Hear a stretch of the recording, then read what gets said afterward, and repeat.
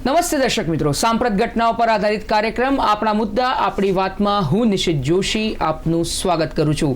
દર્શક મિત્રો, કદાચ તમને ઘણી વખત પ્રશ્નો થતા હશે કોઈ ફેશન માટે કે કોઈ પણ બીજા પ્રકારે કે કદાચ મારી આંખો જો કાળીને બદલે ભૂરી હોત તો, કે મારા માથાના જો વાળ છે એ બ્લેકને બદલે બ્રાઉન હોત તો. ફેશન માટે ઘણી આર્ટિફિશિયલ વસ્તુઓ થતી હોય છે, પણ જો નેચરલી આ વસ્તુ બદલી શકાતી હોત તો એવો ક્યારે પ્રશ્ન થયો છે તમને?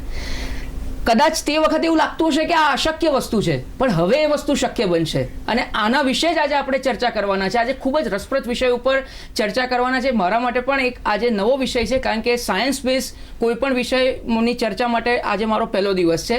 આપણે શક્ય હશે એટલું ટેકનિકલ વસ્તુઓને ઓછી કરીને સરળતાથી ભાષામાં તમને સમજણ પડે એ રીતે આપણે સમજાવવાનો પ્રયત્ન કરીશું. આજે હું વાત કરવા જઈ રહ્યો છું જે નોબેલ પુરસ્કાર 2020નો જે કેમિસ્ટ્રીનો એટલે કે રસાયણશાસ્ત્રનો જે નોબેલ પુરસ્કાર મળ્યો, જે બે મહિલાઓને મળ્યો છે, એ બે મહિલાઓ વિશે વાત કરવાની છે. એમને જે ટેકનોલોજી શોધી છે એ ટેકનોલોજી વિશે વાત કરવી છે. એમેન્યુઅલ શાર્પેન્તિયા જે ફ્રેન્ચ પ્રોફેસર છે, એમણે આ એવોર્ડ મળ્યો છે. અને બીજો જે લેડી છે એ છે જેનિફર ડોના, કે જે યુએસથી છે.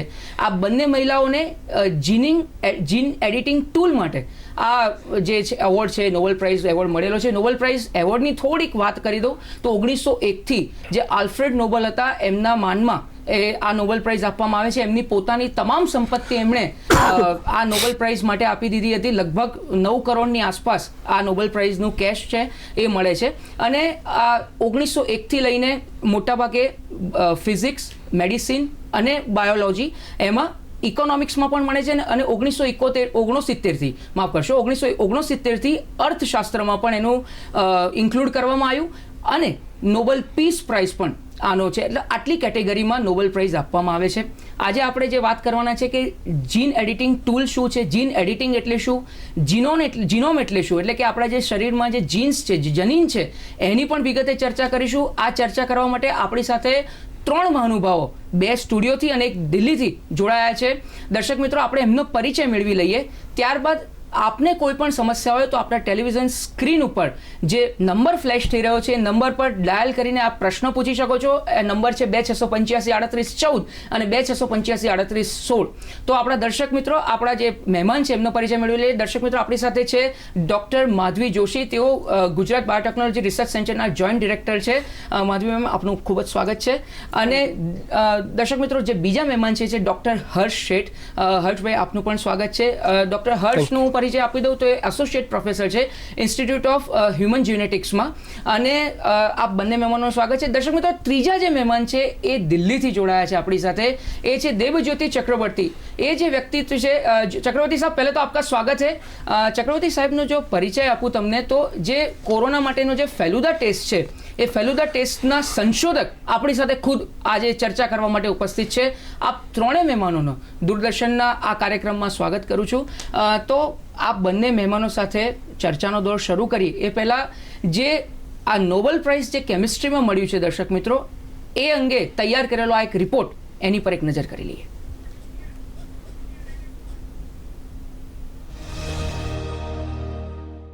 Royal Swedish academy of science દ્વારા રસાયણશાસ્ત્રના નોબેલ પ્રાઇઝની ઘોષણા કરવામાં આવી, જેમાં 2 મહિલાઓને એક સાથે નોબેલ પ્રાઇઝ પ્રાપ્ત થયો છે.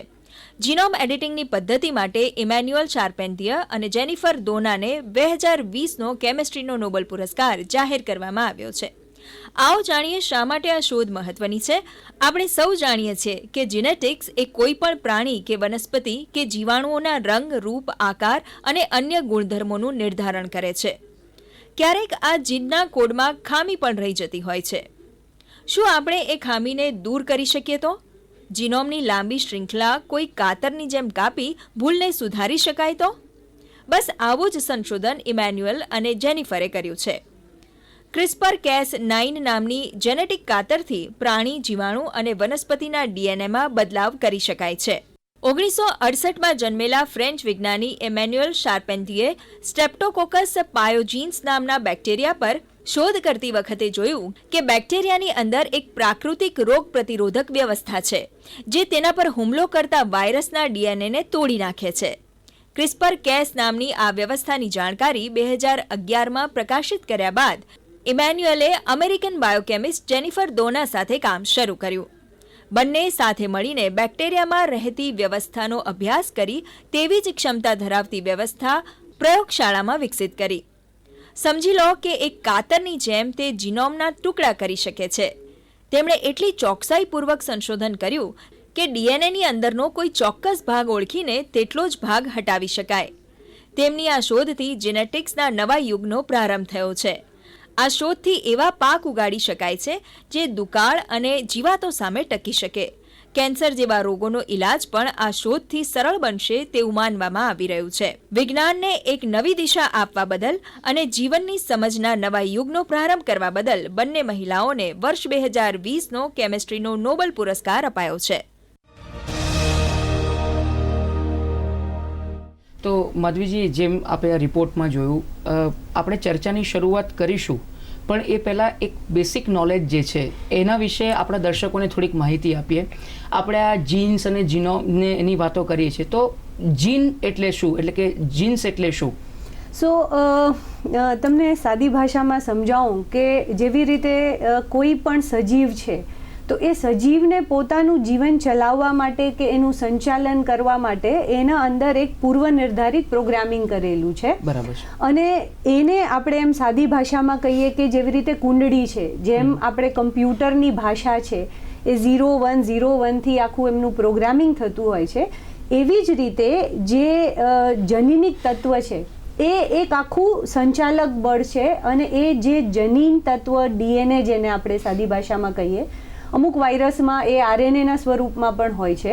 તો એ ડીએનએ જે છે એની શૃંખલા એક ચોક્કસ ક્રમમાં જ્યારે ગોઠવાય અને એ શૃંખલા એક ચોક્કસ કાર્ય કરે જ્યારે, બરાબર છે, એ જે ટુકડો જે છે એને આપણે જીન કહીએ છીએ સાદી ભાષામાં. બરાબર છે. ડૉક્ટર હર્ષ, આપની પાસે આવવા માંગીશ કે જેમ ડૉક્ટર માધવીજીએ કીધું કે જીનની વાત કરી, એમને ડીએનએની પણ વાત કરી. હવે મારે એ જાણવું છે કે ડીએનએ એટલે શું, આરએનએ એટલે શું અને પ્રોટીન એટલે શું? ઓકે, કોઈ પણ મનુષ્ય છે કે કોઈ પણ જીવન ધારી ઓર્ગેનિઝમ છે, બેક્ટેરિયાથી લઈને માણસ સુધી, એની અંદર આપણને ડીએનએ કાં તો આરએનએમાંથી કોઈ પણ એક પ્રકારની જનિતત્વ જોવા મળશે. ડીએનએ અને આરએનએમાં બે મુખ્ય ફરક હોય છે.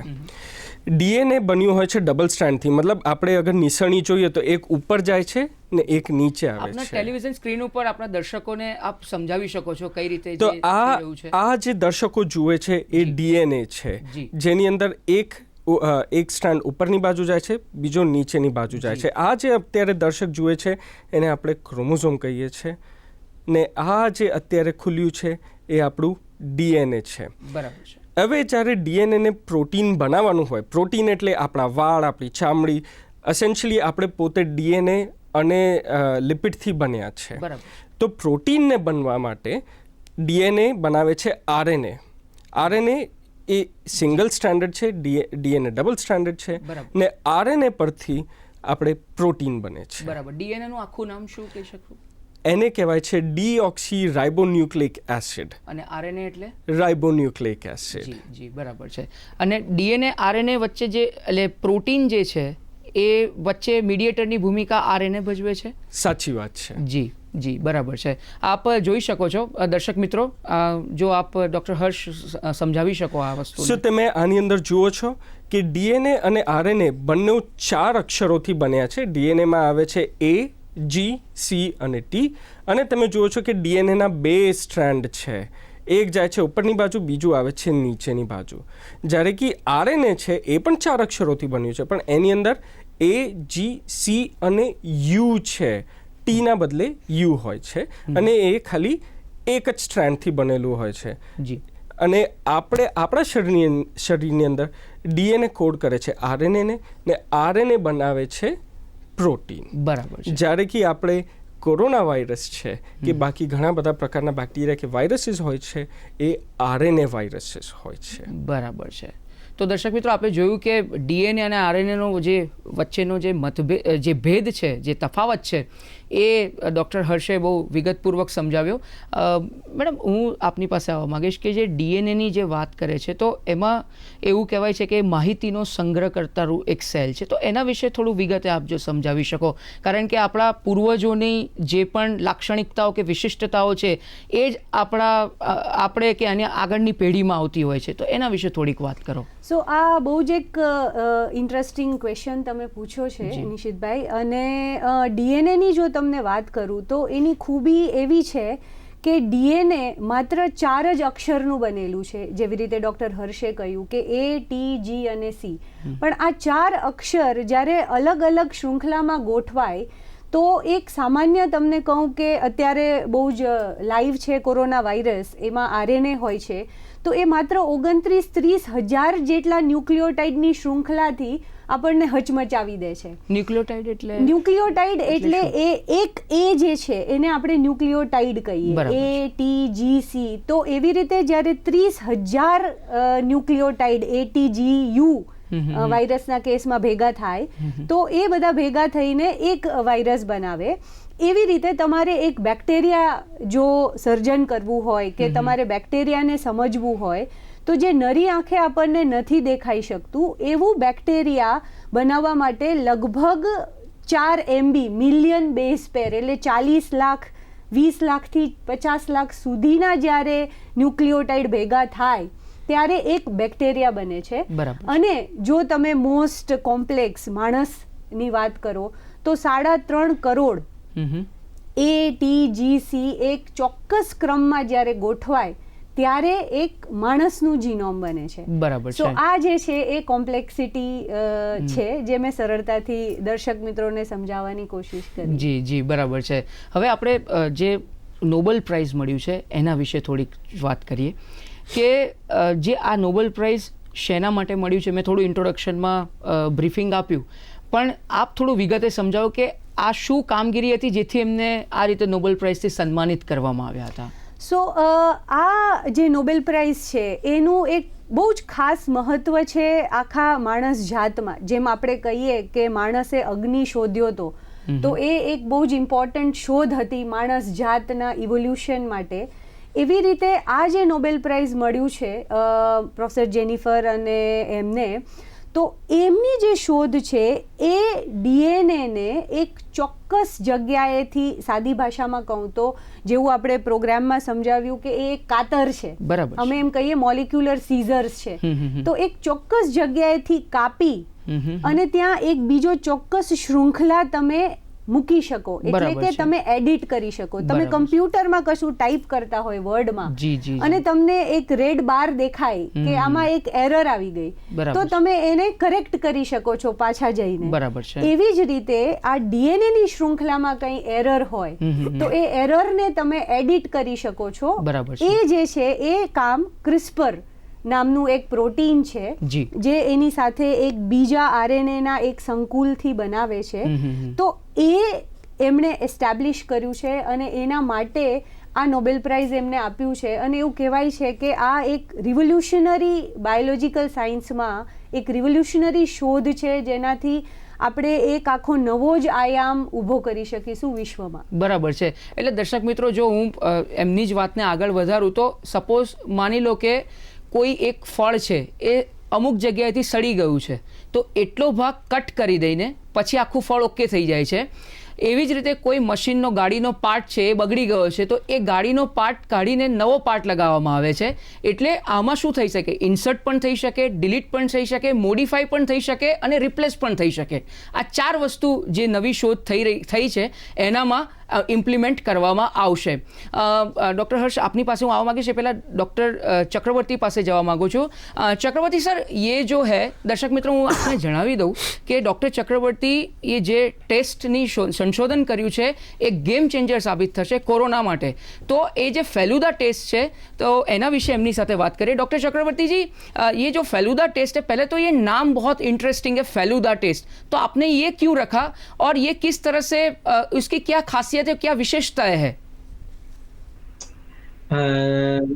नमस्कार, मुझे यहाँ पे बुलाने के लिए शुक्रिया.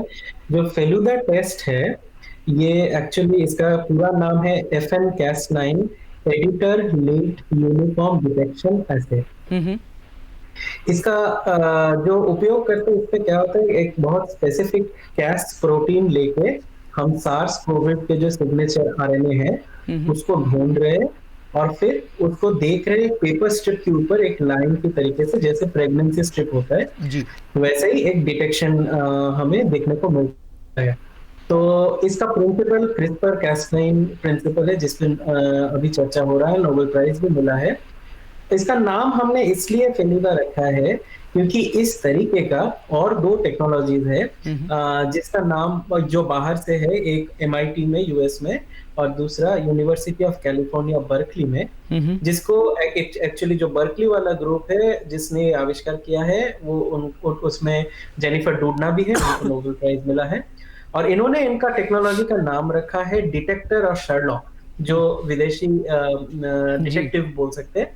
तो हमने सोचा था कि जब ये देसी पद्धति से बना गया है, यानी कि ये Cas9 यहाँ पे कैरेक्टराइज हुआ है, तो हम इसका एक भारतीय एक डिटेक्टिव के नाम पे रखेंगे जी। और मैं और मेरे जो कोलीग है डॉक्टर शोभिक माइती, दोनों बंगाल से है और बंगाल में सत्यजीत रे के बुक्स बहुत पॉपुलर है बच्चों में, और उसमें एक डिटेक्टिव आते हैं जो बहुत बहुत फेमस है, वो आते रहते हैं हर एक स्टोरीज में, जिसका नाम है फेलुदा। सो फेलुदा एक इंडियन डिटेक्टिव है और ये एक डिटेक्शन का काम कर रहा है कोविड-19 का, इसलिए हमने इसका नाम फेलुदा रखा है। जी जी डॉक्टर चक्रवर्ती, बहुत बढ़िया ઇન્ફોર્મેશન દી આપ બને રહી અમારી સાથ।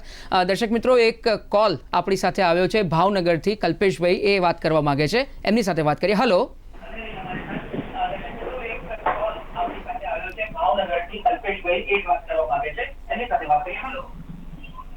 हेलो કલ્પેશભાઈ, પહેલા તો આપના ટીવીનો અવાજ બંધ કરી દો। हाँ कर दीधो। જી, હવે પ્રશ્ન પૂછો આપ। हाँ सर, मारो प्रश्न હતો જી। કે જીનેટિક્સ અને ભવિષ્ય એવો વિષય છે, બરોબર છે આપણો? જી જી જી, બોલો। હા, તેમાં જીનેટિક્સ એટલે શું? આપણે એનો સાદી ભાષા, આપણે ગુજરાતી ભાષામાં કે સાદી ભાષામાં સમજીએ તેનો અર્થ શું થાય? જી ડૉક્ટર જોશી, આપે તો ઓલરેડી સમજાવી દીધું છે, જો એમને 2 લાઇનમાં આપ સમજાવી શકો તો। કલ્પેશભાઈ, તમને એક સીધી વાત તરીકે જો સમજાવું કે જેનેટિક્સ એટલે જે જીનેટિક્સ છે એ શાખાનો જે આપણે અભ્યાસ કરીએ છીએ, જીનોમ, મેં જે તમને સમજાવ્યું કે કોઈ પણ એક સજીવ હોય તો એ સજીવને ચલાવવા માટે એમનું ડીએનએ જવાબદાર છે, ડીએનએ કારણભૂત છે। તો એ ડીએનએ અને બીજું અમુકના કિસ્સાઓમાં આરએનએ પણ હોય છે, તો એનો જે આખો અભ્યાસ આપણે કરીએ છીએ એ જે શાસ્ત્ર છે એને આપણે જીનેટિક્સ કહીએ છીએ। બરાબર છે। ડૉક્ટર શેઠ, જે ખાસ તો ક્રિસ્પરની વાત થાય છે, Cas9ની વાત થાય છે, તો આ શું છે એના વિશે થોડીક વિગતે ચર્ચા કરો। અચ્છા, તો આને સમજવા માટે આપણને 1980માં જવું પડશે, જી। જ્યારે જાપાનીઝ સાયન્ટિસ્ટ કામ કરતા હતા બેક્ટેરિયા પર, તો એમને એક બહુ ઇન્ટરેસ્ટિંગ વસ્તુ જોઈ કે બેક્ટેરિયાનું જે ડીએનએ છે તે એમને નાના નાના રિપીટ જોવા મળે, મતલબ જે એક શ્રૃંખલા છે એક વારે ઘડીએ રિપીટ થતી જાય છે, પાછી આવતી રહે છે, પણ એ વખતે એમને એનો કોઈ મતલબ ખબર નહોતો।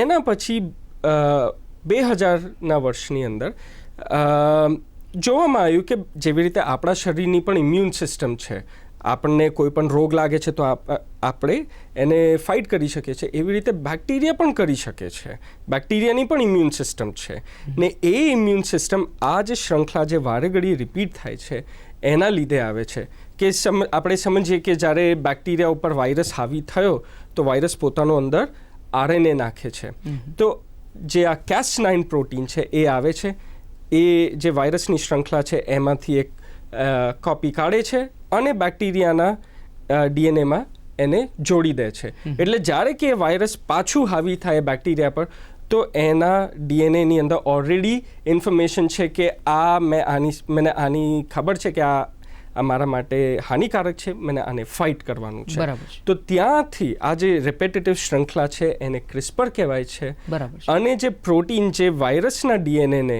જી। કાપીને શ્રૃંખલામાં નાખે છે એને Cas9 પ્રોટીન કહેવાય છે। અને સન 2012ની અંદર જેનિફર ને ઇમાન્યુએલે આ જે 2 ટેકનિક છે, ક્રિસ્પર અને Cas9, એને ટેકનિકની અંદર ડેવલપ કર્યું, જેનાથી આપણે કોઈ પણ જનીન હોય એને આપણે બદલી શકીએ છીએ. કોઈ પણ આપણે બેક્ટેરિયા લઈએ, વાયરસ લઈએ, આપણા સેલ્સ લઈએ, એની અંદર આપણે આપણા જની તત્વને બદલી શકીએ છીએ. આના કરતાં મને કહેવું પડે કે આના કરતાં પહેલાં પણ બીજા 2 આવા તકનિકો નીકળ્યા છે, પણ CRISPR-Cas9 એટલે આટલું પ્રભાવી છે કારણ કે એ સસ્તું છે, સરળ છે અને અચૂક છે. અર્જુનના બાણ જેવું છે, એ બીજી કોઈ જગ્યાએ નહીં જાય. બરાબર છે. એને જે જગ્યાએ જવાનું કીધું છે એ જ જગ્યાએ જશે ને એને કાપશે. એટલે Cas9 એ પ્રોટીન એક કાતર તરીકે એને આપણે યુઝ કરી શકીએ છીએ કે જે જનીન ડિફેક્ટિવ હોય એને કટ કરી દે અને એના પરથી આપણે જે એડિશન ડિલિશન ને એની વાત કરી છે એ રીતે. એકદમ બરાબર. યસ બરાબર છે. ઉન્નતિબેન આણંદથી છે, એમની સાથે વાત કરીએ. હલો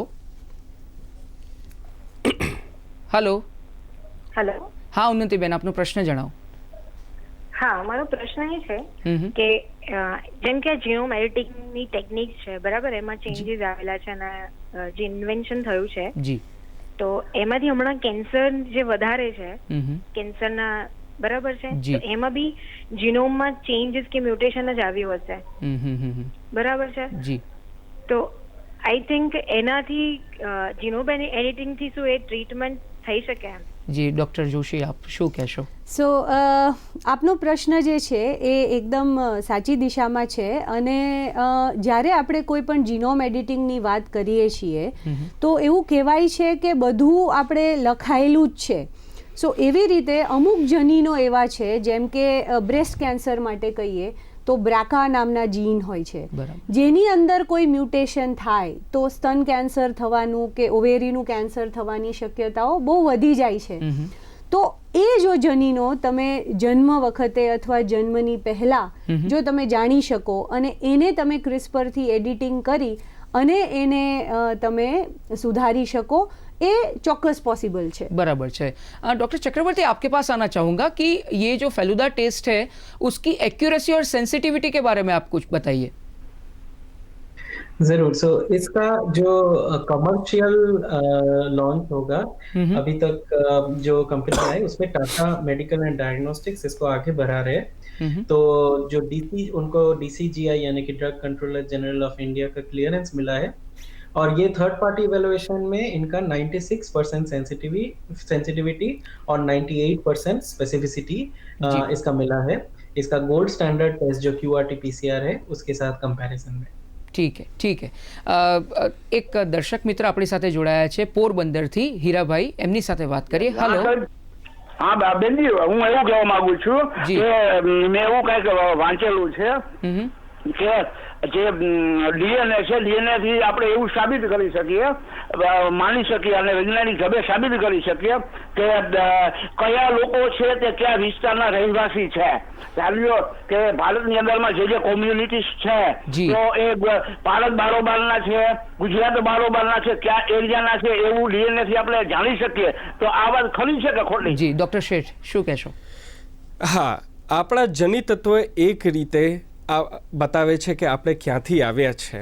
આને આ જેનેટિક્સની અંદર કે જેનેટિક્સની અંદર બહુ મોટો વિજ્ઞાન છે, બહુ મોટો ફિલ્ડ છે, જેની અંદર આપણા જની તત્વમાં આપણે કહીએ હું બન્યો છું 50% મારા પિતાના ડીએનએથી અને 50% મારા માતાના ડીએનએથી, ને અગર એને હું હજુ ટુકડા કરું તો 25% મારા દાદા દાદી, 25% મારા નાના નાની, એના હજુ ટુકડા કરું તો 12.5% મારા પરદાદા પરદાદી ને પરનાના પરનાની. એવું કરતાં હું મારો રૂટ જોઈ શકું છું. ને આપણે જે સંસ્કૃતમાં કહીએ છીએ વસુધૈવ કુટુંબકમ, એ શબ્દ આને બહુ જ સરસ રીતે બતાવે છે કે અગર હું દુનિયાના બધા લોકોને જોઉં તો આપણે એક રીતે જોડાયેલા છે. અગર હું ડીએનએને જોઉં છું દુનિયાના બધા લોકોને તો 99.99% આપણે સરખા છે. બરાબર છે. આપણું જની તત્વ સરખું છે, પણ એ જે 0.1% કે 0.01% જે ફરક હોય છે એ બતાવે છે કે હું ક્યાંથી આવ્યો છું, હું કેમ આવો અલગ દેખાઉં છું. ને એ જે ડિફરન્સ છે એ આપણા જે જીન્સ છે, જે ડૉક્ટર માધવીબેને બહુ સરળ રીતે સમજાવ્યું છે, એની અંદર છે ને એના લીધે આપણે આટલા અલગ દેખાય છે. આપણા રંગરૂપ, આપણા આકારો, આપણી બોલચાલ, એ બધો ફરક એટલા નાના ટકાથી આવે છે. જી જી જી, ખૂબ સરળ રીતે સમજાવ્યું આપે. ડૉક્ટર માધવી, જે રીતે વાત કરી આપણે, આગળ જે ફોન આવ્યો તો આણંદથી અને બીમારીની વાત કરી, હું ઓવરઓલ બધા ક્ષેત્રોની વાત કરીશ કે જે જનીન બદલવાની જે પદ્ધતિ છે એનાથી કયા કયા સેક્ટર્સને ફાયદો થશે. એટલે આમ તો ઇવન CRISPR-Cas9ની જીન એડિટિંગ પદ્ધતિ શોધાયા પહેલાં પણ આપણે જીનોમ એડિટિંગ કરતા જ હતા. જેમ કે BT કોટન એક ખૂબ જ સારું એક્ઝામ્પલ છે કે આપણે એક બેક્ટેરિયામાં એવું ટોક્સિન બનતું હતું કે જે કીડાને ખાતું હતું, કોટનના કીડાને. તો આપણે એ બેક્ટેરિયામાંથી કાઢી અને નાખ્યું આપણે કોટનની અંદર, અને એટલા માટે એ જે છે એ રેઝિસ્ટન્ટ થઈ ગયું. હવે આ જે પદ્ધતિ જે છે એનો એક સ્ટેપ આગળ વધીને આપણને ફાયદો એવો મળે છે કે માનો કે કોઈ પ્લાન્ટ છે અને એ પ્લાન્ટની અંદર પ્રોડક્ટિવિટીને વધારવી છે, આપણે ઉપજને વધારવી છે, તો એના તમે જીનોમના તમે એ રીતે એડિટિંગ કરી અને તમે એને આગળ લઈ આવી શકો. માનો કે કોઈ એવી વેરાયટી છે કે જે કુદરતી રીતે રેઝિસ્ટન્ટ છે કોઈ એક પેસ્ટથી, તો એ જે જીનોમ તમે છે એ આમાં CRISPR-Cas9થી તમે મેડિકલ ક્ષેત્રે, એગ્રીકલ્ચરના ક્ષેત્રે, એન્વાયરમેન્ટના ક્ષેત્રે, એ બધા ક્ષેત્રોમાં તમે આનો જે છે એ ઉપયોગ ખૂબ સારી રીતે કરી અને કોઈ પણ સજીવનું જે પોટેન્શિયલ છે એને બહુ સારી રીતે હાર્વેસ્ટ કરી શકો. બરાબર છે. ડૉક્ટર હર્ષ, જે રીતે વાત કરી તમે કે નોબેલ પ્રાઇઝ 2011થી 8 જ વર્ષની અંદર, નોર્મલી નોબેલ પ્રાઇઝ આટલા જલ્દી નથી મળતા, તો 8 જ વર્ષની અંદર આ નોબેલ પ્રાઇઝ મળ્યું, શું કહેશો, કેટલું ઇફેક્ટિવ? આ બહુ રેર કહેવાય, રેરેસ્ટ ઓફ રેર કેસ કહી શકાય. એના કરતાં પણ જે બહુ ગર્વની વસ્તુ છે વિજ્ઞાન માટે કે આ 2 વિમેનને મળ્યું છે. જી. અને આનાથી બહુ પ્રેરણા મળે બધાને, ખાસ કરીને વિમેનને વિજ્ઞાનની અંદર આગળ જવાનું પ્રેરણાદાયક આ રસ્તો છે ને આ તો ખાલી પ્રેરણાની વાત થઈ. અગર આપણે જોઈએ આના ઉપયોગો, તો 8 વર્ષની અંદર આને બાયોલોજીને બહુ સરળ બનાવી નાખ્યું છે. જેવી રીતે આમને ડૉક્ટર માધવીબેને એક્ઝામ્પલ આપે, હું તમને એક એક્ઝામ્પલ આપું. લોકડાઉન ઇન્ડિયામાં થયું એના કરતાં પહેલાં જ બહુ મોટો એક પેપર આવેલો જેની અંદર ડિરેક્ટલી CRISPR-Cas9ને આંખમાં નાખવામાં આવ્યું હતું એવા લોકોને જેને તકલીફ છે લીવર કન્જેનાઇટલ એમેરોસિસ ટાઈપ 10. એ લોકોને આ જે બાળકો હોય છે એમને નાનપણની અંદર જ આંખમાં દેખાવાનું રોગ છે, તમે જે રોગ છે એટલે એને આંખમાં દેખાવાની બંધ થઈ જાય.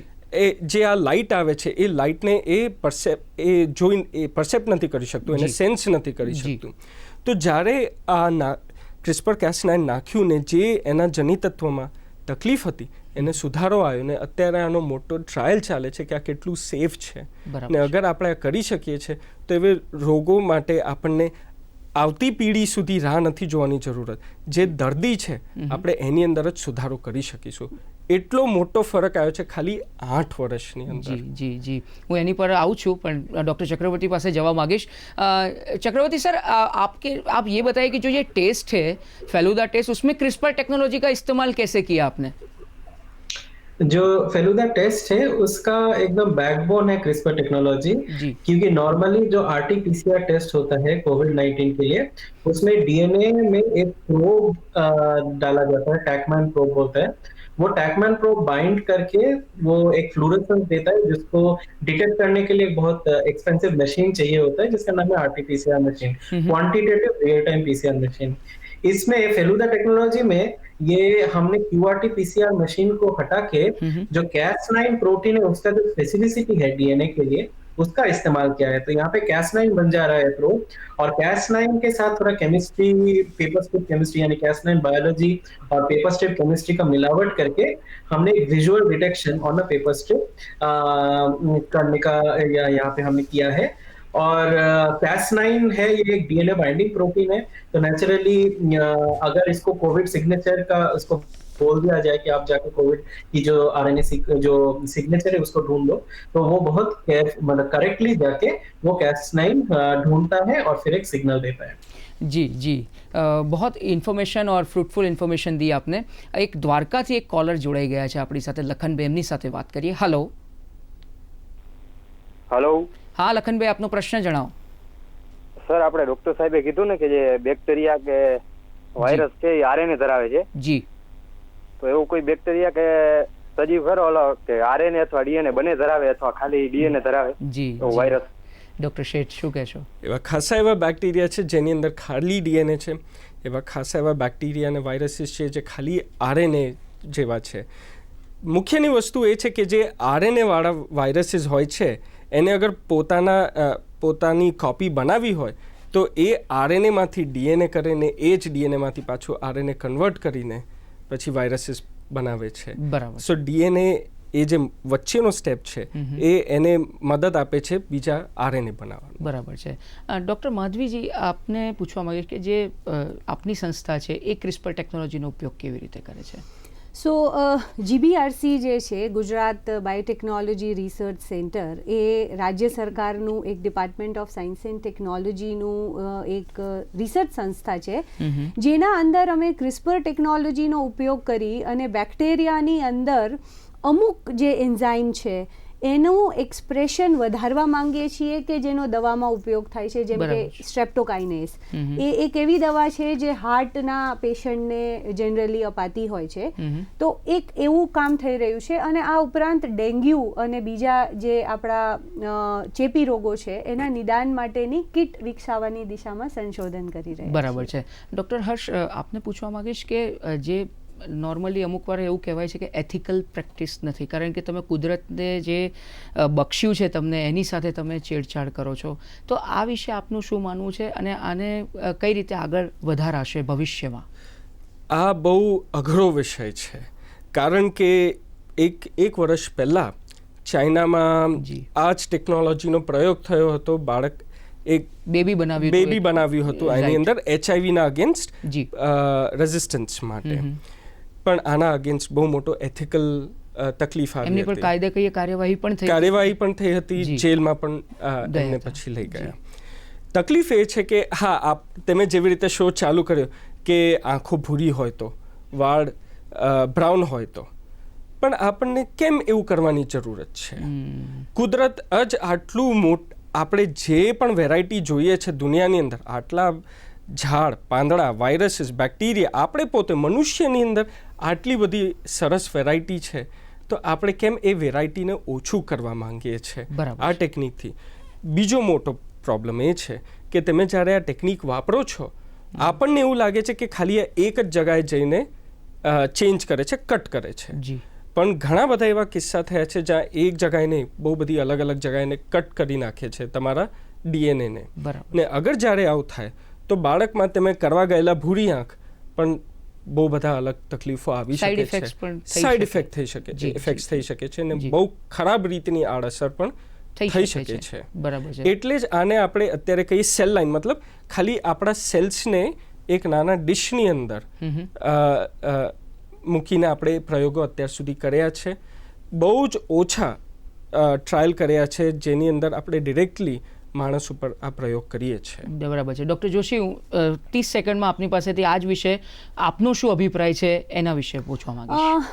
જેમ ડૉક્ટર હર્ષે કહ્યું એમ મારો વ્યક્તિગત મત એવો છે કે કોઈ પણ એક ટેકનોલોજી છે, જેમ કે અણુબોમ્બ, આપણે એના પર વાત કરીએ તો એના ફાયદા બી છે, જેમ કે આજે આપણે વીજળી બહુ સારી રીતે ઉત્પન્ન કરીએ છીએ. કોઈ પણ ટેકનોલોજીના કે કોઈ પણ બાબતના બે પાસા હોય છે, અને જો માણસ જાત આ ટેકનોલોજીનો વિવેક બુદ્ધિથી અને સમજદારીથી ઉપયોગ કરશે તો એનો ફાયદો ખાલી માણસને નહીં, આખા જગતને મળશે. પણ જો એનો સારી રીતે ઉપયોગ નહીં કરવામાં આવે તો એના ગેરફાયદા પણ હોય જ છે. જી, તો એનો મતલબ એવો કે ટેકનોલોજી આશીર્વાદરૂપ પણ છે અને અભિશાપરૂપ પણ છે, પણ જો વિવેકપૂર્ણ ઉપયોગ કરવામાં આવે તો એ લોકો માટે પણ, લોકહિત માટે પણ સાબિત થઈ શકે છે. આ બંને મહેમાનો દૂરદર્શનના સ્ટુડિયોમાં આવ્યા અને આટલી રસપ્રદ ચર્ચા કરી, એ બદલ આપ બંનેનો खूब खूब आभार. डॉक्टर चक्रवर्ती जी, आपका भी मैं बहुत आभारी हूँ कि आपने अपना कीमती समय निकाल के हमारे साथ इस शो में जुड़े. તો દર્શક મિત્રો, મને આશા છે કે મેં સરળ ભાષામાં આપના સુધી આ વાત પહોંચાડવાનો પ્રયત્ન કર્યો છે. જેમ કીધું કે ટેકનોલોજી આશીર્વાદ અને અભિશાપ બંને છે. વિવેકપૂર્ણ ઉપયોગ કરવાથી લોકોનું જીવન પણ બદલાઈ શકે છે, લોકોને એક નવું જીવન પણ બક્ષી શકાય છે. આ વિચાર સાથે આપણા મુદ્દા આપણી વાત કાર્યક્રમ અત્યારે બસ આટલું જ. આવતા બુધવારે ફરીથી એક નવા વિષય સાથે, એક નવા મહેમાન સાથે ઉપસ્થિત થઈશું. ત્યાં સુધી રજા આપશો. નમસ્કાર.